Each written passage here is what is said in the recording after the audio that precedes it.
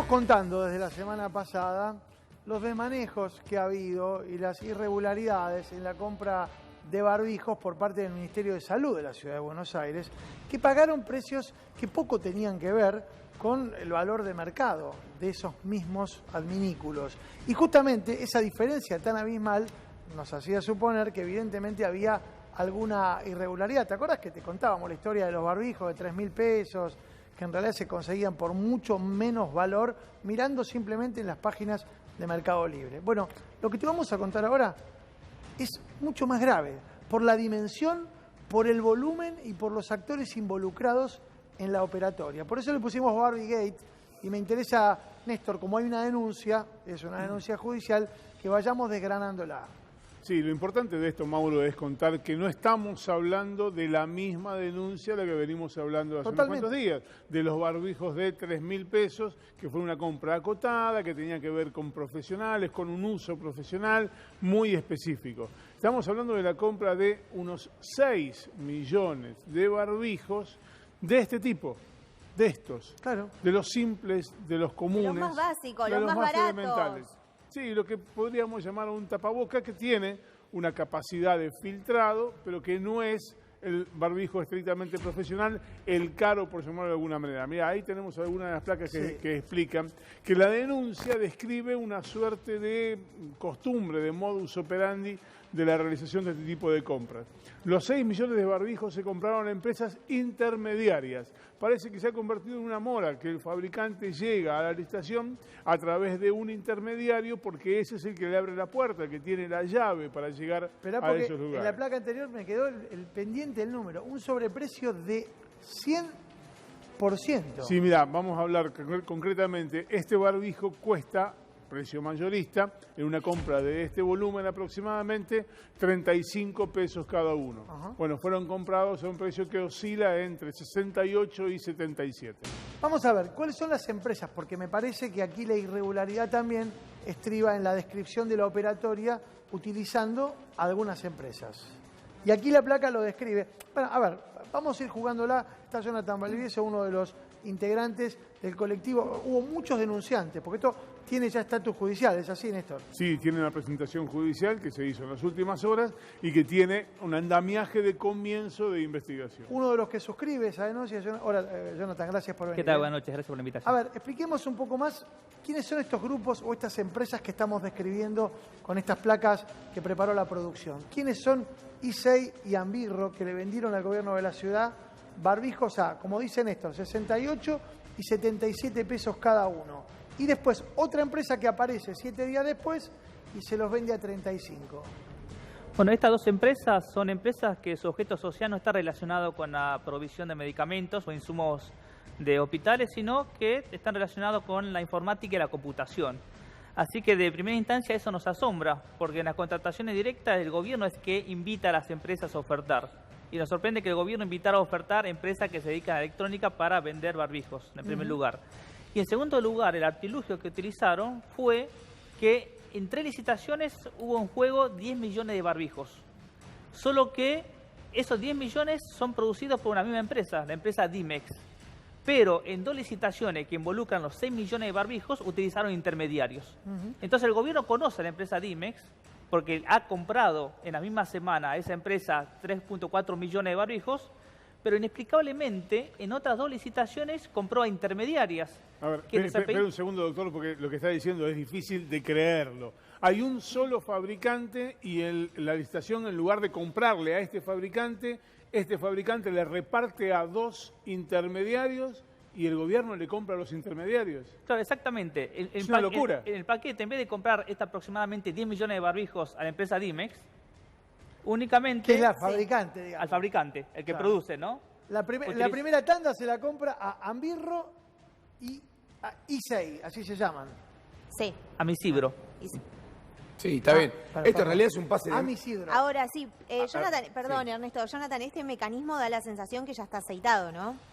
Sí, históricamente, y esto lo vimos tanto a nivel nacional como acá, que hayan intermediarios en la provisión de mercadería, alimentos o insumos médicos, es algo que llama la atención, ¿no? Porque el Estado en cuestiones de emergencia no va directamente a los productores Y en este caso... Sí, pero pasa no ha todo el sido tiempo. hecho. Esto pasa todo el tiempo.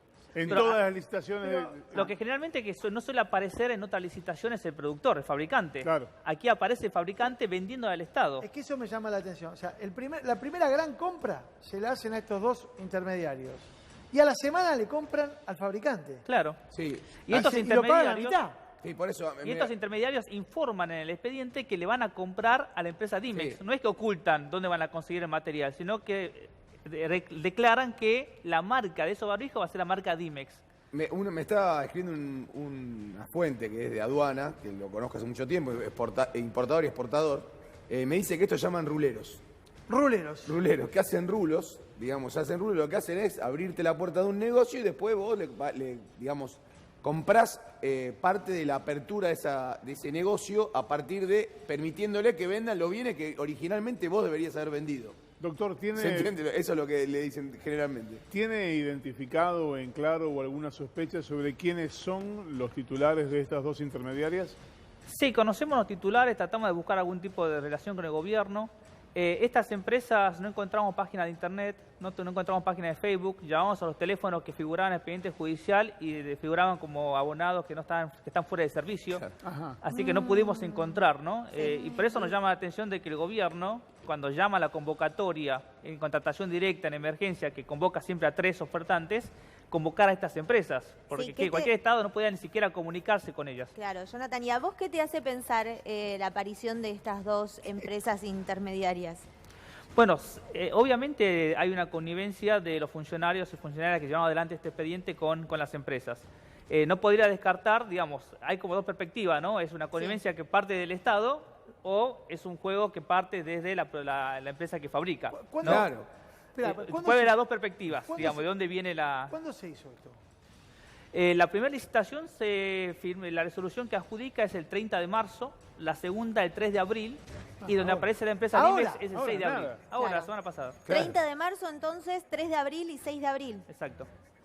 O sea, a ver, yo honestamente estoy totalmente desconcertado. Nunca Yo no una puedo de creer esas, que hagan... No, pero es que no puedo creer que hagan Nunca esto. una de esas para nosotros. Porque, honestamente, estamos hablando de un insumo esencial porque ayer le contábamos la historia, que después que voy a contar, a la médica que ¿se acuerdan? La que nos acercó el material donde se veía lo que estaban entregando en algunos hospitales de la Ciudad de Buenos Aires, la empezaron a apretar. Claro, y ahora- Su jefe la empezaron a apretar. Digo, te estamos contando lo que están haciendo con los barbijos para los profesionales y ahora aparece esto, que como bien decía Néstor, es mucho más grosero por el volumen y por la operatoria.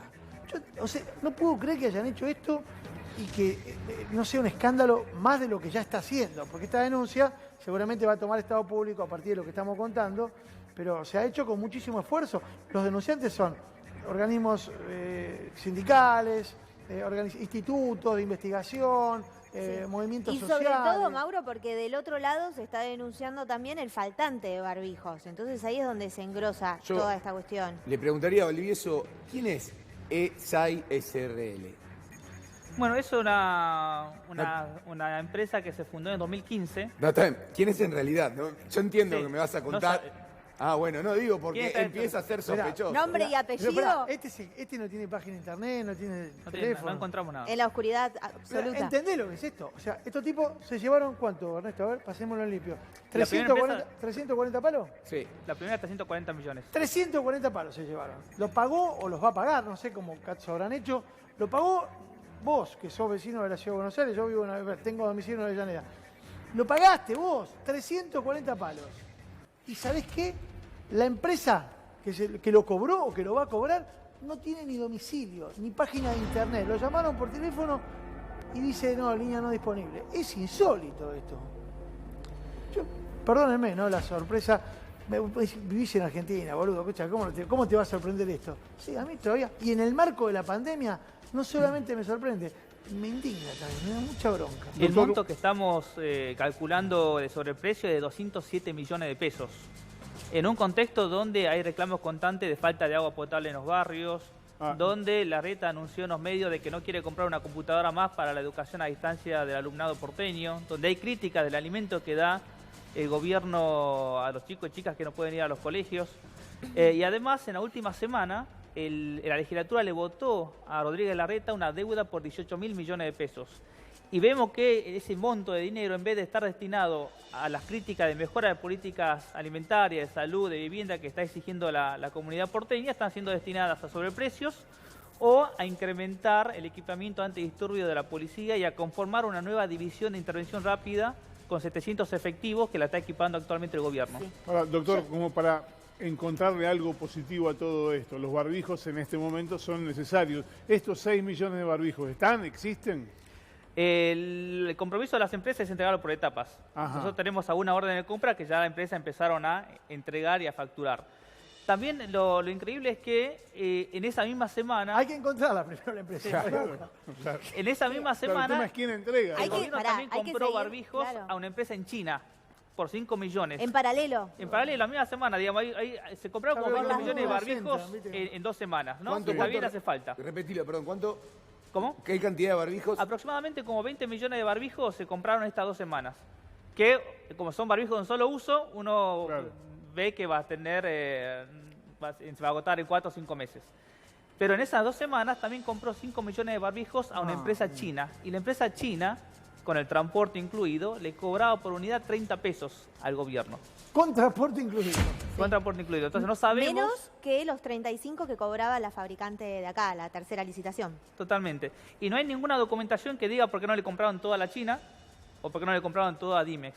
Claro. Incluso nosotros pedimos un presupuesto a cooperativa, una red textil de cooperativas, y el presupuesto que nos dieron fue de 49 pesos, ¿no? Una empresa, digamos, que no está acostumbrada a hacer esa envergadura Sí.